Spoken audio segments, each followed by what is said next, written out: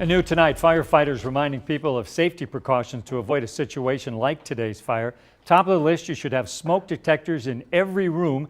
They should be tested on a regular basis. And you should also have at least 2 escape plans during a fire in case one of your exits is blocked. And the fire marshal says you should practice both plans often.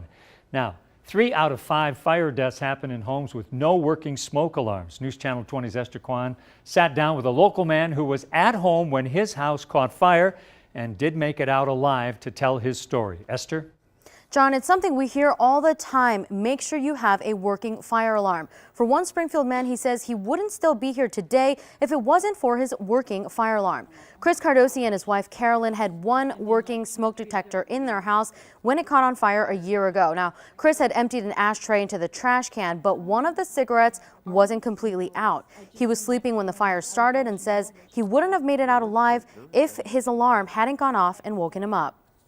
Hearing that, it woke me up.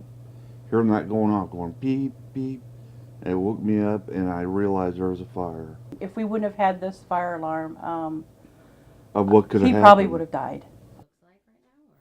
Chris was hospitalized from smoke inhalation and second-degree burns. Now, Chris and Carolyn want to share their story in hopes of spreading awareness throughout the community about the importance of having working fire alarms.